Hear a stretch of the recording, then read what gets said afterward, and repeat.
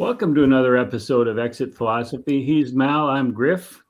And just to all our subscribers, again, thanks for listening. Thanks for subscribing on YouTube or wherever you get your podcasts. And don't forget to like, share with your friends, and leave us a review. The winter meetings wrapped up on Thursday with the Rule 5 draft. We'll get to that. It was a surprise to me. I think it was a surprise to you, Mal. The Blue Jays selected a player. I mean, they had roster spots available, but they jumped in there and made a selection, and it seemed to both of us to be a redundant pick. But we'll get into that. First, the overall MLB news seemed to be very New York-centric, very Scott Boras-centric. But let's go to the Mets. If you're a Mets fan today, you're not happy. Nobody's going to the Mets. Yeah, good point. Yeah. They lose closer Edwin Díaz to the Dodgers, which is a slap in the face to them, especially the team that signed him.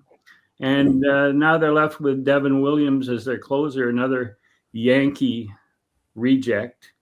And they're not a happy fan base. David Stearns, the GM, is taking a lot of heat. He lost Pete Alonso the next day to the Baltimore Orioles. If you're Steve Cohen, the owner who's listed as the richest owner in baseball, just above Rogers' ownership of the Blue Jays, what's your reaction? Where do you go from here where you've lost Edwin Díaz and Pete Alonso, two very popular players with the fan base and inside the clubhouse, and the clubhouse apparently wasn't great to begin with? Yeah, you're not supposed to lose players to dollars and cents, are you? I mean, that's just not how the model's supposed to go in New York with the Yankees or the Mets. So, it's a drastic turn from the crazy spending they've been doing. Now, obviously, one would argue perhaps it didn't work as well as they wanted it to, so they're taking a different approach. But it's strange. It's strange that you would lose two popular players like that. Maybe one of them, maybe you don't think the value will be there in Alonso, although value isn't really what you're after in New York. Wins are.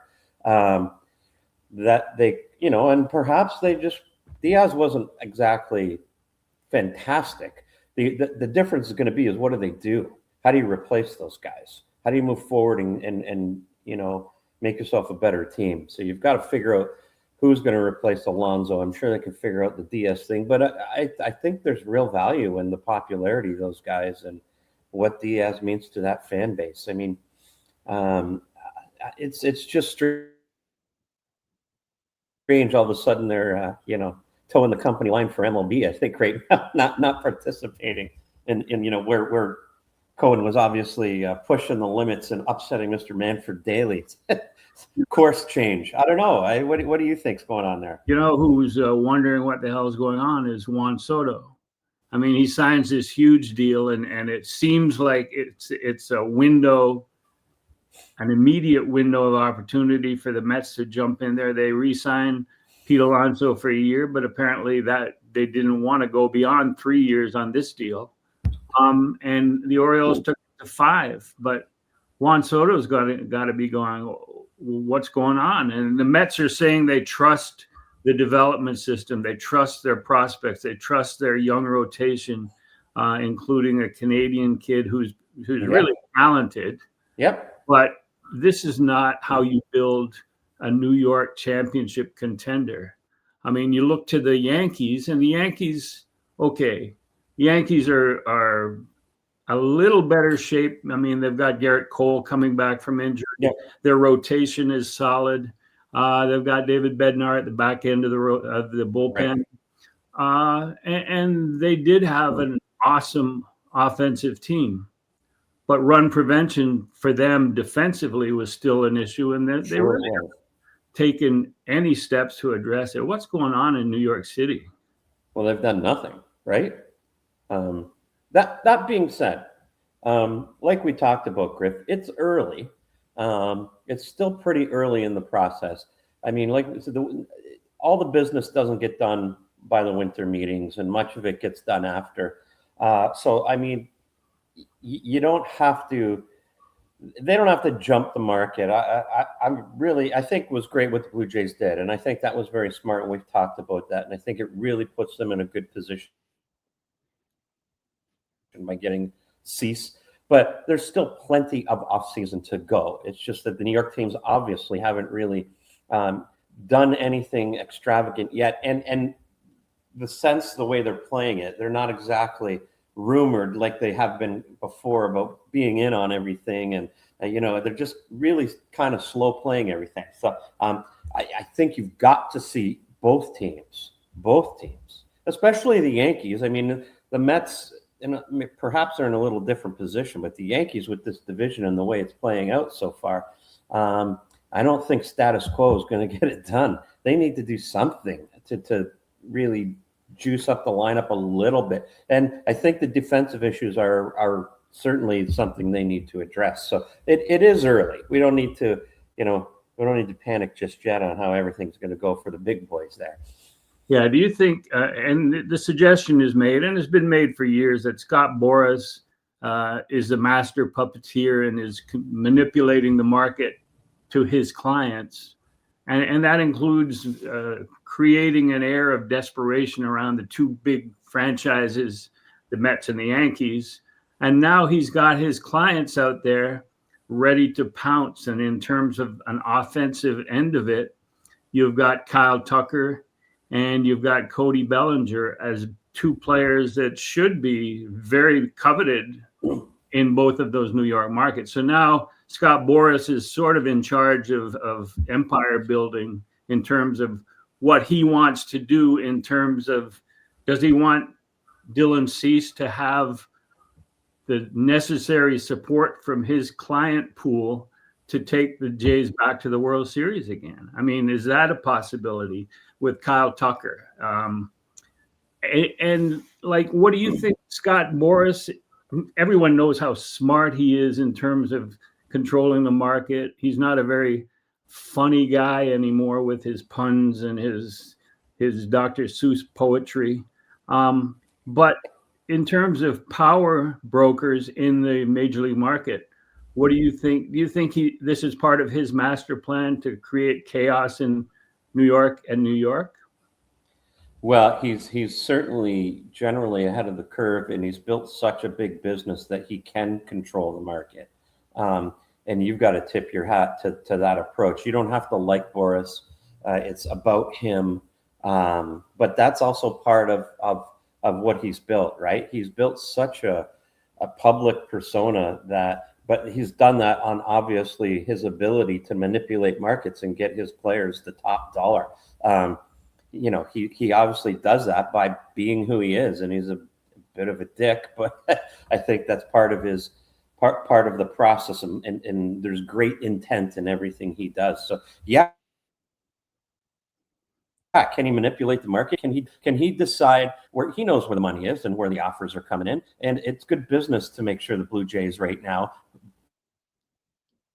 are competing because they have a lot of money. So those New York markets, and now the Blue Jays, Dodgers, all the players, they need to make sure that the guys who have the money are willing to spend it. So any way he can to manipulate it and ensure that those teams compete, it's just good business for himself. And in the process, he's got an ego the size of New York anyway, so it all ties in, right? I mean, you can see that at the Dylan Cease press conference, where it was, when it was, how it was set up. And you've seen it before. I mean, we've all seen Scott Boras pressers where a new signee in the Boras camp comes in, and the stage is set, and Boras is as close in the video, sitting next to his client and sitting next to the GM on the other side. It's like a Dylan Cease sandwich there with Boras and Ross Atkins. And the thing that bothered me about that was not him on stage, because you always expect that, but the disrespect to Blue Jays fans, to Blue Jays media, the announcement, the revelation of the Cease signing was 10 days, 2 weeks ago. And yet Scott Boras manipulated so that the press conference didn't take place till he arrived at the winter meetings on the Tuesday. So it's all about Scott Boras. It's not about Blue Jays fans, Blue Jays media introducing their new star pitcher to the market. It's Scott Boras showing himself to the rest of Major League Baseball as the power broker, and you better get to know me and my clients. And that bothers me, the disrespect. Well, for sure, but he's also right. He's made himself a massive power broker in the game, and every single fan knows who Scott Boras is. You don't know who most of the other agents are. Maybe you might have, a little bit of familiarity with some of the names involved, but he's become a star in this game, and it's been done on purpose, and you can't argue the results of it. I agree with you. It's kind of, sometimes it's hard to take the size of people's ego when it comes to, whether it's a media person or an agent, and they don't play the game. They're not part of the game, particularly on the field. So I can see why people get frustrated with high ego guys like that, but it certainly works. But yeah, of course. I mean, when do you not see the press conference in the city? You're making sure there's also limited media coming to the winter meetings, as opposed to what there would be, the attention you would get if it was at Rogers Center, et cetera, et cetera. So that tells you right then and there, this press conference isn't about my player, it's about me, because we're not worried about how many Toronto media are there. We're worried about my ability to get the message out at the winter meeting. So I hear you. There's different levels of ego and ego satisfaction. I mean, there's Scott Boras's level, and there's my level, where if I get through this podcast without any beeps or rings on my cell phone or my computer, I'll be thrilled. Yeah.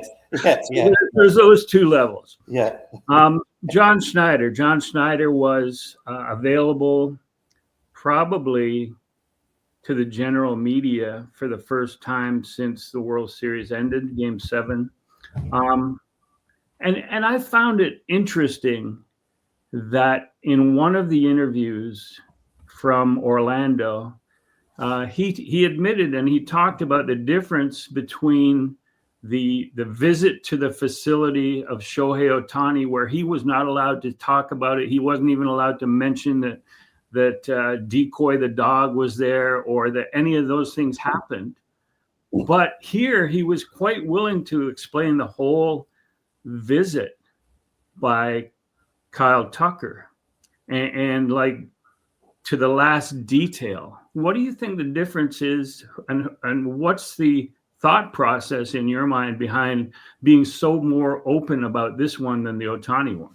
Again, I think it's probably the agent, right? It's the agent dictating the message. I think with Ohtani particularly didn't want any of that information to get out there. This is just how he was playing it through the agent.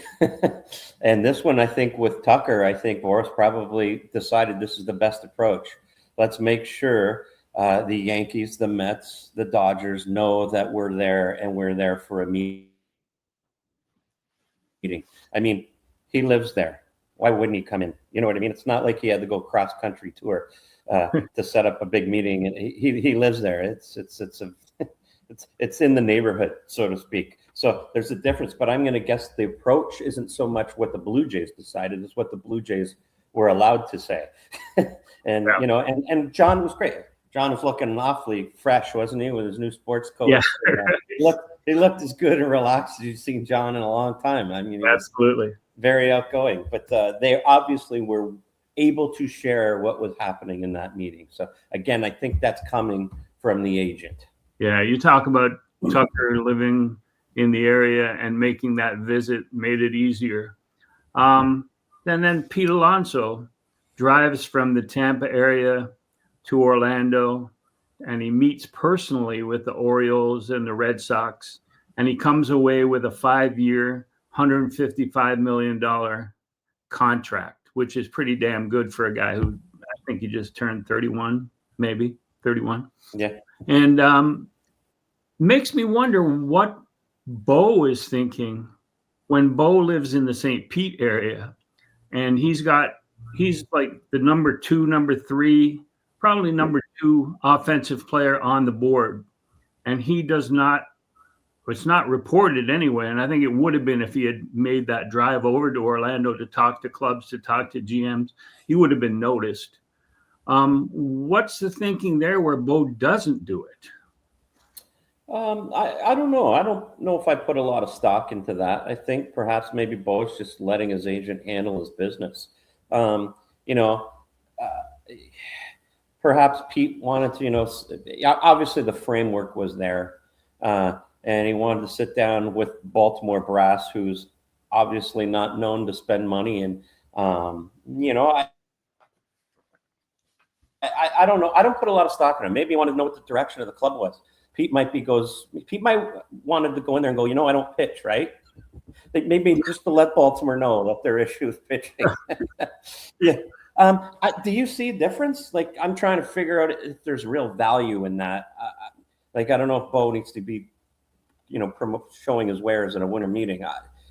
Maybe you see it differently. Well, I was just thinking that even just coming over for a dinner with the Blue Jays brass, you know, yeah. I mean, the Blue Jays are clearly are pretending if they're not negotiating right now, they are laying in the weeds, waiting for some progress to be made in the Bo camp. I mean, we've talked about it. You and I have talked about it. Like, they had their opportunity 3 years ago and instead inked him to a 3-year deal that took him to free agency. So they had cost certainty for 3 years, and then he goes free agent. So clearly his thinking at that point was, I want to test free agency. I want to go to free agency. So the Jays have no interest in ratcheting up the asking price by jumping in now. They have no interest. So, you know, I guess them inviting him to Orlando, all it would have done was allow him to talk to other teams while he was there. But they should want this to happen sooner rather than later. I mean, Kyle Tucker is still out there, and everyone's saying it's either Kyle Tucker or Bo. So are they saying that if we lose Kyle, we'll go after Bo? Is that the thinking that you see? I think Bo is a last resort. I think the only way he comes back, and you know my feelings on what on Bo and the Blue Jays are, is if there's just no other great options for Bo, and they're willing to consider Bo on their terms. I think they've moved on, and I think Bo had moved on a long time ago, but that doesn't mean things don't change, and it doesn't mean markets don't change, and it's not an impossibility. But yeah, I don't think they're pursuing Bo at all, but that doesn't mean he can't fall back into their laps if you know, the market just doesn't go the way that they anticipate it. So yeah, I think they're probably hot after Tucker, and I think that's probably where they're going to play and then adjust after that. It's like we said, they built some flexibility with Cease and they're in a good position. So I think they're probably pursuing Tucker, and I don't think they're really going to adjust on that until they know Tucker is either in or out. Then they adjust. I think that's probably where they're at. I agree with you. I think that Tucker / Cody Bellinger are going to fall before Bo does. And I still think that, I mean, we know how much of a homebody Bo Bichette is. And so training in Florida would be important because his home he grew up in St. Petersburg. His family's in St. Pete. I still think the Braves should not be dismissed here in terms of, because they would be willing to allow him to play shortstop, which is key to Bo's thought process. He doesn't want to become a second baseman. And that's part of where the Jays are sitting. They say, okay, we want you second base at this price, say 200 for 8 years, whatever. But he wants to explore the shortstop possibility. And I think the Braves will give him the best chance. And it's close. They train close to his home. And, I'm not saying dismiss all the Arizona-based spring training teams, but I think he would, if all things being equal, he would take a Florida-based team. Yeah, for sure. I mean, and the Braves need a shortstop. There's no question. But they appear to be shopping in the bargain bin these days in the last little while. The Mike Yastrzemski signing is an interesting one.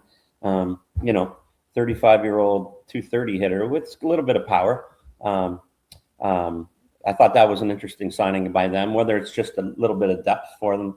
They got 4 outfielders, but they certainly, I don't know if the Braves can go in there without a shortstop. And I know Bo's, not exactly, Ozzie Smith out there, but he certainly solves a need for them. So I'm really curious to see if they're waiting to see what that market plays out with Bo too. But you'd think the Braves have to be very interested in, and they're obviously in the market for a shortstop, and they've got to get somebody to play the position going into the season, in my opinion. Yeah, I mean, Bo is not going to come out of this disappointed. It's just in terms of financially. But I think he just is needed to go through the process of free agency. You only really get it once in your prime, and this is it for Bo. So, I mean, I don't blame him. And the difference between him and Vlad Guerrero Jr. and Vlad signing that huge deal is that Vlad has the personality and the talent to be the face of the franchise for that many years. Yeah. Bo doesn't seem to have an interest in being the face of the franchise. He just wants to play ball and win. Yeah, fair enough. And again, if they sign Bo, then you're pushing Jimenez to second base, right? I think ideally, I think the Jays want to have Jimenez play short and figure out how to fill in the rest of the infield around Clement, Barger, whatever that looks like, add a piece that doesn't cost what Bo's going to cost and doesn't bring what Bo brings to beyond. Bo can be a unique individual on a ball team. So I'm not so sure it's really their first choice at this point. Yeah, I agree. I don't know. I agree with you that Bo, if he signed with the Blue Jays, he wanted to play shortstop. He wanted to be the shortstop moving forward. But maybe the World Series has opened his eyes. I mean, he has to admit that Andres Jimenez played better shortstop than Bo Bichette does. And if that's the case, and if getting back to the World Series is the key, and if the Blue Jays are willing to pay him shortstop money, or anybody's willing to pay him shortstop money, he might consent to play second base. But I think he needed to explore that shortstop option before settling on second base, before agreeing. But I think he's more liable to accept second base now than he was before the World Series. Yeah, I guess. I don't think so. But I can see why you would say that. I think a guy coming into free agency in the prime of his career who's played shortstop his entire life wants to be the shortstop on a championship team. I don't think he's not. It's 5 years down the road. You know what I'm talking like when you clearly are heading towards the end of your career. It's like Springer DHing. Yeah, of course. You're thinking about staying in the league. I don't think Bo thinks like that. I think he thinks I'm one of the best players in Major League Baseball, and I'm a shortstop. I just don't think he would have any desire to come back here as a second baseman. Now, it's sometimes the choice gets made for you, but he's not at that point in his career. He's just not, and the money's short. The money is that short. I just point to Marcus Semien, who grew up as a shortstop, established himself 1 year as a second baseman with the Blue Jays, and then went and won a World Series championship as a second baseman with the Rangers. There's a precedent for Bo to look at, and he knows intimately that because he played with Semien and saw the transition and saw the hitting ability that didn't diminish because, in fact, it became, like as a second baseman, he dominated offensively, and Bo would have a chance to do that too. Yeah, but he moved to second base before he got the deal too, Semien. So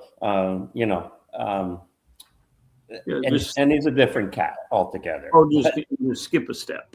Yeah, that's right. Skip a step. But I hear you. I just don't think that's Bo. The one more thing with John Schneider's availabilities, and I did admire his blue jacket there. It was really cool.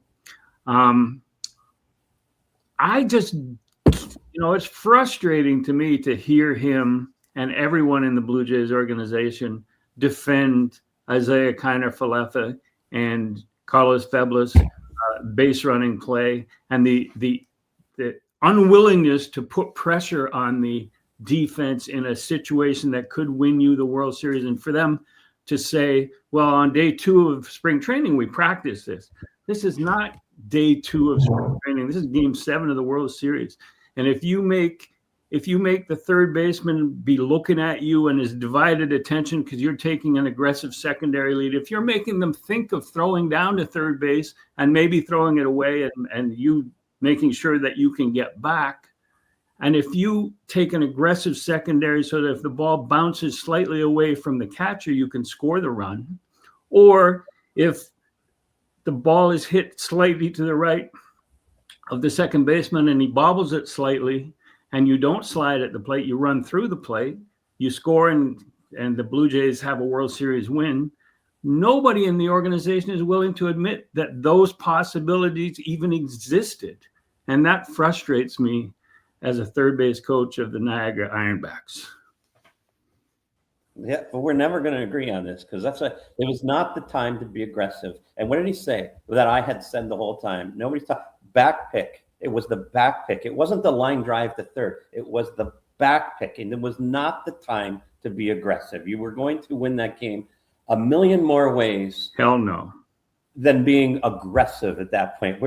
You cannot get back picked. And that's what I said. And that's what they were protecting against. And the risk of a back pick was worth being a little, just making sure you're playing it safe there because you were going to score in a million ways. They just happen to hit the ball right at the second baseman. And you're not scoring when you hit the second and not run through the plate. Well, fair enough. I'll give you that one. I'll give you that. Not have an aggressive secondary where you would have had an extra 4 feet. It's aggressive secondary you got to worry about because they're going to pick you. You imagine he gets back picked. Whispering in the guy's ear after every pitch, don't get picked. Come back in fair territory. Keep your eye on the ball. As soon as it's in the catcher's glove, you're hustling back to the bag, and you're not going to be back picked. Okay. Well, that's what they were worrying about. Yeah, clearly. Changes to the Rule 5. The Jays make a pick. Yeah. They don't lose anybody, and we thought that everybody's got players players the Jays left unprotected. So it's unlikely that they're going to lose those players eligible to be chosen in the Rule 5 draft. But they had 3 roster spots open. On Thursday morning, they announced Cody Ponce officially. So there's only 2. Now there's 1 roster spot open because they just signed they just chose a guy named Spencer Miles after a mediocre college career. Yeah, like at Missouri. An injury. They like to show how smart they are by choosing a guy who missed a full season because of injury. And this guy goes to the Arizona Fall League, and somebody with the Jays liked his cutter and slider against right and left.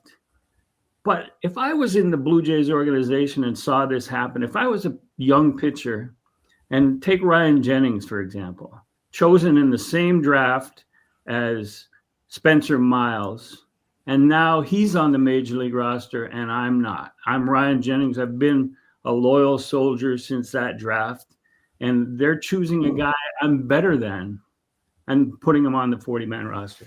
What was your thought when you saw Spencer Miles being chosen by the Blue Jays? Well, I as we talked about, I'm stunned that they took somebody. It really has the feeling of being cheeky here. Like, we're going to try to show people how smart we are and see if we can't strike lightning in a bottle and show that our analytics are better than everybody else. How do you take a kid out of rookie ball and expect him to spend the year in the major leagues? I mean, unless you're planning on some sort of injury, maybe that's where we're headed with this guy to put him in the system. But there's how can you just ignore development, like 3 levels of development, and just stick a guy when you're trying to win World Series? If the Pirates did it, I get it. You're like, let's We can carry the guy the entire year. We're not in the Sil Campusano days, you know what I mean, or you know, that type of thing. I'm really surprised they did it. I don't really see the value in it. Especially if they have Angel Bastardo ahead of them. Still got to deal with that guy that you got to keep on the roster, on the active roster, 9 full weeks in 2026 in order to keep him in the organization. So now they've got 2 guys like that. But you mentioned, and this is the thing. I'd like somebody to ask. Go, how do you plan on keeping this guy on the roster the entire year? How can you possibly do that when you're trying to win a World Series? Like, unless they think he's got such a unique mix, and then they're just $100,000 that, I mean, obviously they don't care, like, and just send them back. And get half of it back, so 50,000. You get half of it back. That's right, and they're just going to send them back. But I don't understand it, and maybe there's something I don't understand. So I'd like somebody to explain it to me, because I really don't see the value in doing that where their program is at. It's like when Dave Dombrowski was GM of the Expos, and we were in the suite the night before the Rule 5 draft, and Frank Wren, who went on to be GM Baltimore and Atlanta, was given the assignment of picking a Rule 5 guy that the Expos would be interested in selecting. So that was his assignment. And the night before the Rule 5 draft, Dombrowski asked Frank Wren, okay, what do you got? And Frank unveils a list of 20 guys. And he's down to his 3rd or 4th guy. And Dombrowski goes, Frank, we might not even pick anybody. What are you doing? And it seems like an exercise in futility. But Frank wanted to show how on top of it he was, and so he had a list of 20 guys. And then the guy they picked didn't make it, obviously. Like, odds are that a guy's not going to make it. Yeah. The Rule 5 is sort of a piece of antiquity as far as I'm concerned. It is. It completely is at this stage. And like you said, if you're picking guys that pitched in rookie ball last year, I mean, what are we doing? What are we doing? Like, well, shouldn't he be going in the minor league phase? Yeah, pretty much. Yeah, that would be a safer point. But I think you had it right, and we had it right in terms of the Blue Jays like to show how smart they are. Didn't they pick Elvis Luciano with a technicality in terms of he had missed a year and nobody knew he was eligible for the Rule 5 except the Jays, so they picked him, to show how smart they were. So, well, how's that working out? Yeah, Elvis is not in the building. No, he's not in the building. No. Changes to the Jays coaching staff. They announced on Wednesday 3 changes. Drew Butera, longtime player, is listed as major league coach, which coincidentally is what John Schneider was originally listed as when he first joined the major league staff, sort of a coach without portfolio. Right. And Drew Butera is that. I mean, he's got vast experience as a catcher. His dad has been a longtime scout in the Blue Jays organization and was, in fact, third base coach when Jim Fregosi came over. Jim Fregosi came over in March of '99, and Butera became his third base coach. And I wrote in a column, that is a bad choice for third base coach because Butera never got there as a player. He was a defense first guy, there's no question. Very good defensively, but he'll even tell you that. So Drew Butera, Cody Atkinson, who replaces Hunter Mentz as an assistant hitting coach. Hunter Mentz had a college background, had been with the Jays for a while. And then Eric Duncan, who's an interesting choice, Major League Field Coordinator. I assume that would include setting up spring training schedules and whatever. Exactly. Eric Duncan was a highly rated Yankees prospect. He drafted in the first round, an infielder. He was even a MLB top 100 prospect at one point. So he does have an interesting background that we can pick up on at spring training. It's not worth doing right now because there are other bigger fish to fry at this point. But Drew Butera's got Major League Manager written all over him at some point, doesn't he? Yeah. Like we'll just bring him in as a major league coach. Yeah, just get him in the building and And dude. Yeah, I mean Don Mattingly left, so that left a significant opening. Yes. But really, the bench coach role, that was already, there were two bench coaches basically. And so it'll be interesting to see what Butera ends up doing. Yeah, for sure. Last time we spoke, there was going to be an announcement on the Sunday, the Hall of Fame Veterans Committee. Yes. Jeff Kent, 14 out of 16 votes. Carlos Delgado, 9. Mattingly and Dale Murphy, 6. So they're the only ones that remain eligible for the 3 years from now when the players go on again. Falling off the ballot were Gary Sheffield, which surprised me, Clemens and Bonds, which doesn't surprise me, Fernando Valenzuela, which is very disappointing because he has every right to be considered for more than just his numbers, which were spectacular. Jeff Kent would have finished tied for 7th on my ballot. What'd you think of the result? Well, I will say we didn't spend any time talking about Jeff Kent, and shame on me for that because, everybody's focused on Murphy, Mattingly, and then of course here Delgado, which I think was very, valid. But it's hard to argue Jeff Kent's numbers. It's just hard to argue. Now, you can argue when those numbers came to be, and before he got to San Francisco, nobody was certainly thinking Jeff Kent was going to be a Hall of Famer. So, when he got to be in that position, he went off. There's no question. He was an outstanding player, second fiddle to Bonds.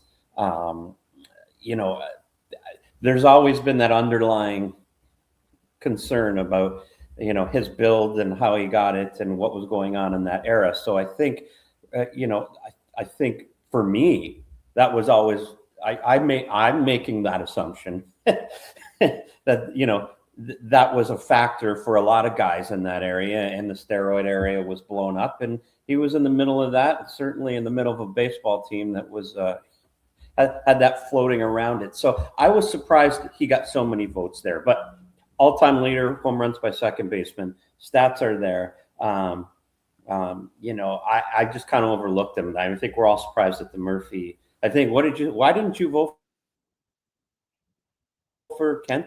What was your theory all the years? I never voted for Kent because he was never the best player on his own team. He was never the best hitter on his own team. And there's the Barry Bonds, not really getting into his peak hitting form until he got to San Francisco. And I remember covering the 2002 World Series against the Angels, and the ridiculous visual going into the Giants clubhouse of seeing a giant Bowflex machine in front of Bond's locker, as if he sat down every day after a game and worked out on this Bowflex. It was one of those bow and arrow type thing, and a Barca lounger, because you get exhausted. That was the key. And to me, the Bowflex in front of his locker is like Trump bombing drug boats in Venezuela. It's a deflection.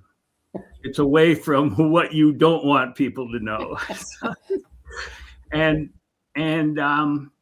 So Jeff Kent, the 331 home runs as a second baseman, he did have 9,500 at bat. So you're taking 331 of those at bats and saying, well, this is why.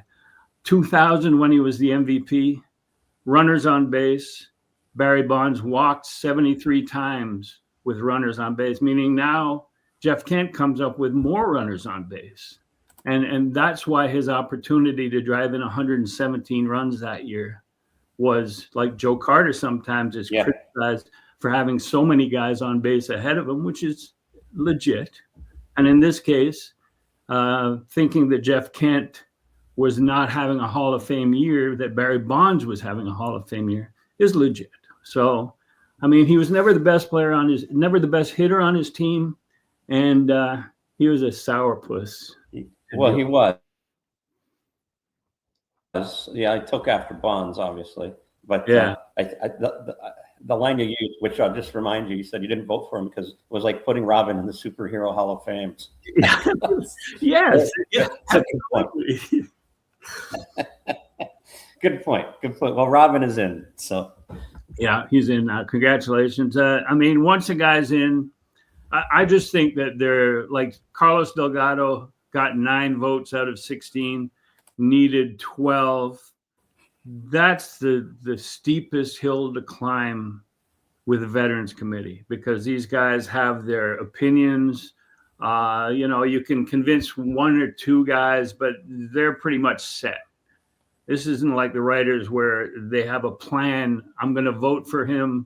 I'm not going to vote for a guy this year, but as time goes on, I'll vote for him because I do think he's Hall of Fame. You got to hope there's a different, obviously, which is the case, the different collection of guys on the committee, right? And I think the biggest surprise for everybody is Dale Murphy. He was arguably the best player in the league for quite a number of years, right? But there's this prevailing theory analytically that Murphy wasn't as good defensively as we perceived him to be. I have no opinion on that, but I just, I'm curious what other reason Dale Murphy's being held back from this lofty view. Like I was shocked he only got 6 votes. Yeah.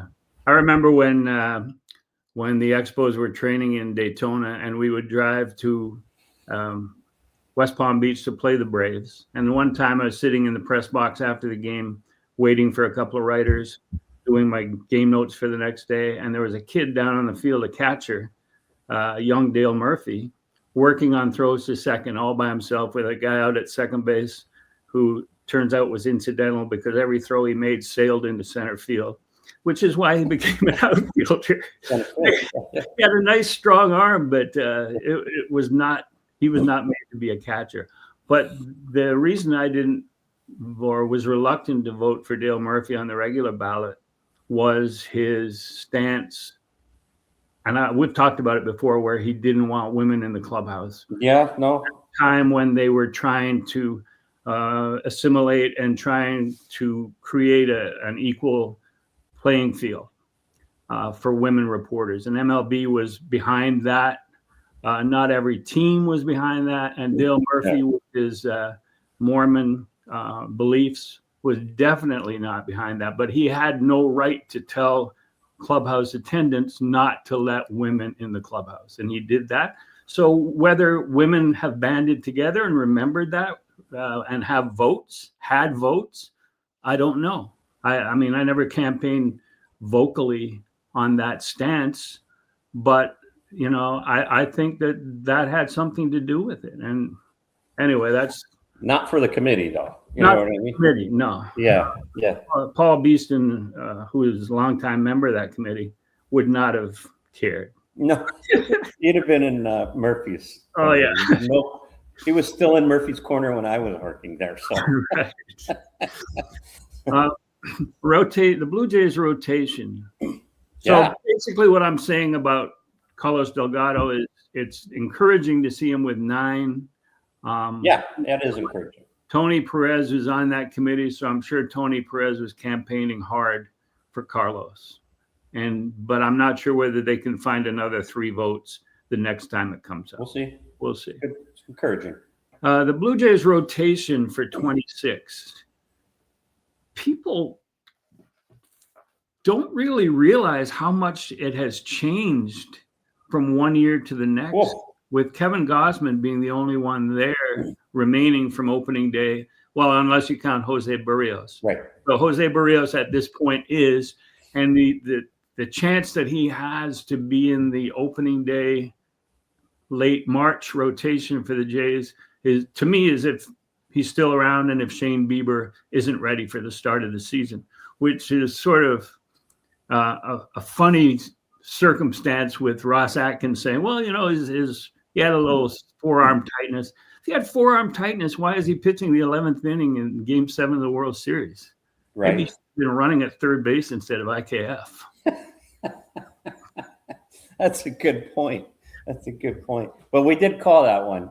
He wasn't just so in love with Toronto and the clubhouse that he wanted to stay. He couldn't pass a physical. That's the real issue. So that being said, let's examine what could possibly go wrong with the Blue Jays rotation. We've already talked about Shane Bieber. Kevin Gausman's not getting any younger. Trey Savage benefited tremendously. Every time there was a camera shot in September or the playoffs, and Savage wasn't pitching, he was standing next to Max Scherzer and Chris Bassett and the guy Gausman, and he was learning, he was listening, he was a sponge, he was absorbing. But who is there to do that role now? I mean, Scherzer's gone, Bassett's gone. Gausman. You've got Dylan Cease, who says that he came to the Blue Jays because he could learn from, he wanted to know what they could teach him, how they could improve him. That's not Max Scherzer's attitude. Max Scherzer was, how can I improve my teammates? How can I tell the manager to go stuff it? You know, different. Get me, you know? Yeah, different guys and different aspects of their career for sure. So could that change the Savage learning curve? I think you can learn from Gausman. There's no question. And I do think, I mean, if Berrios ever comes around, you can learn a lot from Jose. But you're correct. I mean, I think Savage is going to miss the Bassett Scherzer role, because there's no question Scherzer's awfully confident in who he is and what he knows and what he can share, where a Dylan Cease isn't different. He's looking to learn, to take that next step, because Cease is, outside of one Cy Young quality year, never actually been able to do it. His stuff is there, but he's never taken that step to be a front of the rotation guy. So he's probably looking to get into what they've been able to do and get into the pitching lab, so to speak. And Scherzer didn't give a shit about any of that. Yeah, definitely. Cease has more to worry about with himself than he does in passing on his knowledge to other pitchers. I mean, he's still in the process where he's perceived as a 5-inning guy, 5+ and an out. You know, which is not a real ace or front end of the rotation guy. That's not what you want. And he has the ability probably to throw 110, 120 pitches, but his 100 pitches are usually in the first 5 innings. So he's got tremendous swing and miss, which can be a curse as well as a blessing, because he can be deeper into pitch counts. And he throws too many balls. He just throws too many balls. So, and well, that's why he's counting on Pete Walker and the lab. Yep, and he might be right. Yeah. The Jays are counting on it for... They are. 7 years of it. Yeah, 7 years of it. What's your impression of Cody Ponce? I mean, one good year in Korea after a couple of sort of injury-slowed years in Japan, and then a couple of shitty years with the Pirates. So why should they expect sort of a degree of the same success he had as the MVP in 2025? Not exactly those numbers, because that's the KBO as opposed to MLB. Yeah, I find it interesting that they would do this and immediately install him into the rotation. That is interesting. I love the signing. I love the gamble. It's $10 million per, and it's hard. You couldn't pitch better at any level of baseball. Those numbers in Korea are just off the charts. That being said, it's Korea. There's a lot of wild outcomes there. But I mean, you can't argue with the stuff. But I think Oriole was there, wasn't he? Didn't he pitch? Didn't he have a lights out numbers in Korea too? And Eric Lauer reestablished himself, but he didn't have numbers like that. Yep. I think it's worth a gamble, and it gives them a little buffer with Berrios too, right? Just a little depth in the rotation. I think it's really interesting, and I do like the signing. I think it's worth the $30 million, and it certainly you're intrigued by what he could be, and I get why they want to find out. Let's see. I mean, I'm surprised he's the starter right out of the chute, but I think it's worth a shot, and I like what they did with the rotation. I just think it's really, really sharp that they did that right out of the hop. And honestly, going from a World Series participating team as the Blue Jays were in 25, and then going towards 26 and saying, can they repeat? You don't have to come back. In fact, it's better not to come back with the exact same team. And just as a point, I looked at the 92-93 Blue Jays and just the prime player at different positions.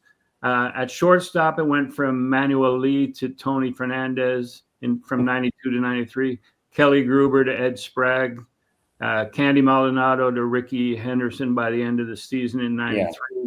Yeah. Winfield to Molitor. That's pretty good DH. Pretty good trade there.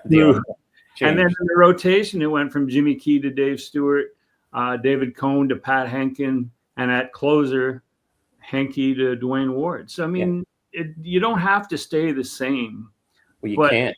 When you think about those moves in 93, do you remember your reaction when you saw some of those moves taking place and going, holy shit, we just won and you're getting rid of these guys? Or I mean, especially with Gillick at the helm, I think he had so much confidence in what he had accomplished in building that team. I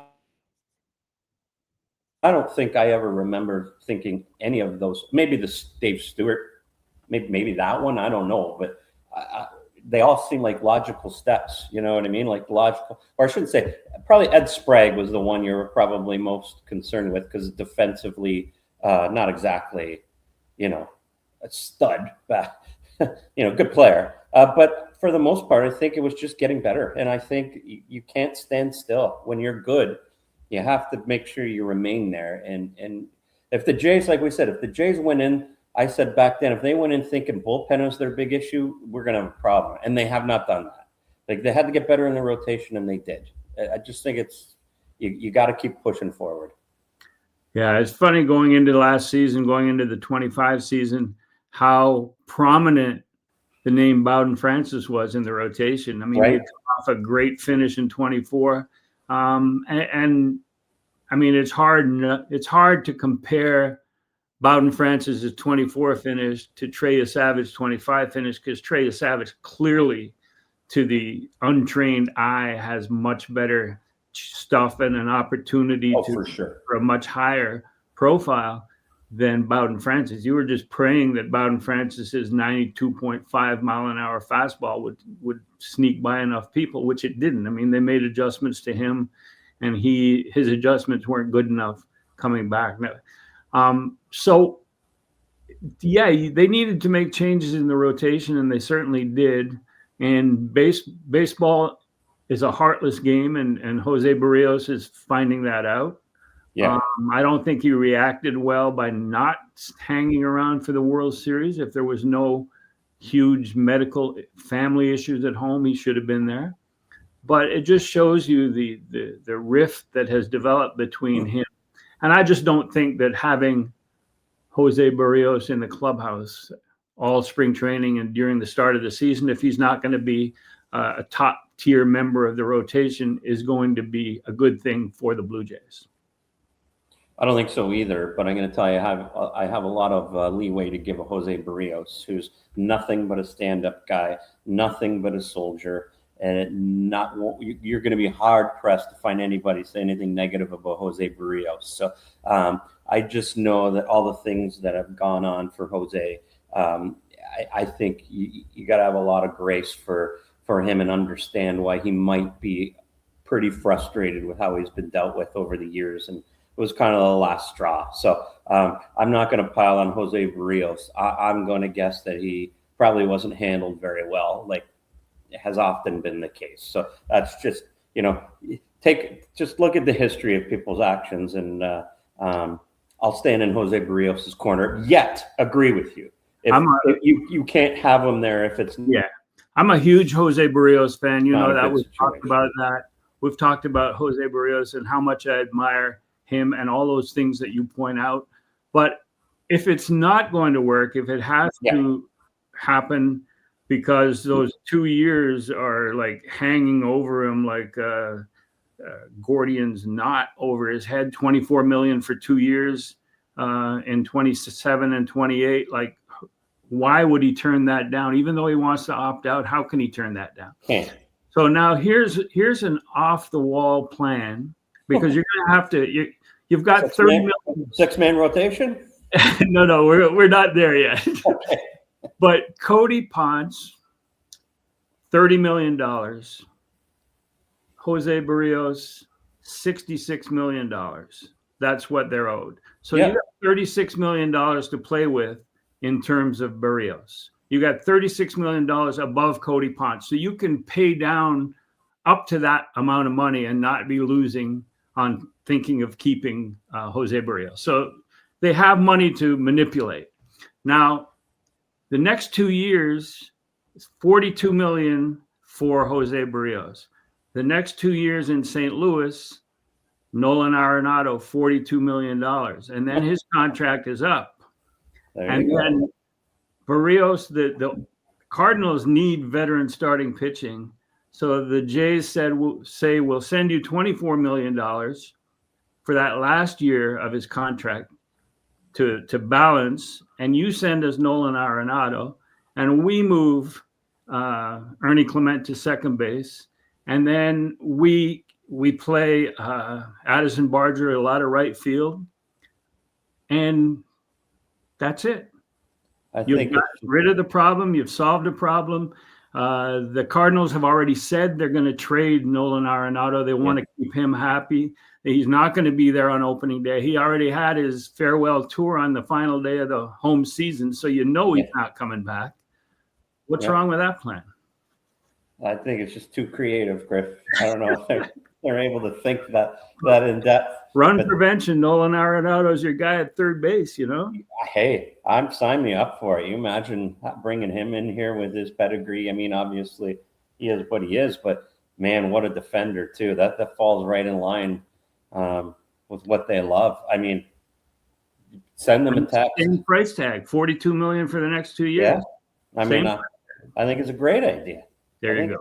And why wouldn't he come here? Probably. We're here to please. We're here to please. I mean, he might not have been considered. I mean, the Jays might have been on his no trade list up until last year, but a lot changed with the 2-week infomercial for Toronto and the Blue Jays took place during the World Series. Yeah, agreed. One more item here is the bullpen and the inaction on getting a closer. I think that Edwin Díaz was, for the Blue Jays' needs, was overpriced. Mm-hmm. I think that they just need a strong arm. I think you like Pete Fairbanks. He's still out there. I'm not a big Luke Weaver fan, but he's still out there. They didn't say that Jeff Hoffman would not close. They just said he was open to not closing. But you got Jimmy Garcia. He's never healthy, but he's got closer type stuff. Varland, there seemed to be very high on as a leverage reliever. So, like, where do you stand on them not signing a closer yet, and where should they go from here? Yeah, I stated this all along. I don't think it's imperative. I think you need to add a quality arm to the bullpen, a quality arm, whether that's Fairbanks, maybe Weaver could be in that mix too. I think you just need to add an arm, let it all play out. And like I said, again, you can always add relievers. So it's not something that needs to be fixed in March and April. Obviously, you want to make sure you got enough arms back there, not to fall out of games and the race or anything. But I think they need to add a quality arm, but it doesn't have to be a big ticketed closer. I just don't spend your money in more important areas. I'm looking at, and we mentioned this, I think, last week, but mid-May, late May, looming, Ricky Tiedemann, Angel Bastardo, both those guys need a spot. Ricky Tiedemann is a type of 21st century reliever who misses bats, and it could be the boost they need, could be a Savage type boost to the bullpen. down for the second half of the season. So yeah, let it play out. Let it play out. Yeah, because trade deadline, people say, well, you don't always get the big closer available at the trade deadline, but there are myriad relievers always available at the trade deadline. That's right. And since the Blue Jays front office people are so smart, they'll pick the right one, right? They'll pick the right one. That's right. Like Sir Anthony. All right. Last thing is the weekly Mal Ramanan summary of the Buffalo Bills season so far. What's going on there? Fuck, what is going on there? I mean, they're one of many teams that are capable one week and not capable the next, right? They've got a lot of holes, but they got Josh Allen. So, I mean, they're entertaining as hell, but there's certainly not a lock to win on any given week. So, I think like the way the parity is set up in this league, you get into the playoffs, and who knows? Who knows? Yeah. There's certainly no favorite in my book. Going to go into New England. They're a 1-point favorite. God, New England coming off a bye. It's going to be a tough road to hoe for the Bills on the road, I think. But they're fun, and I love them. My favorite NFL games are Josh Allen in the snow. Those are fabulous games. That was a fantastic game last weekend to watch. Yeah. No question. But they should have lost. Yeah, absolutely. Anyway, that's it for this week's Exit Philosophy. And once again, thanks everyone for watching, for listening, for liking, for sharing, and for leaving a comment. And thanks, Mal, for co-hosting. And we will be back at you next week. And maybe the Jays will have added to their offense or their bullpen. Anyway, thanks everyone. And we'll talk to you next week. Thanks, Mal.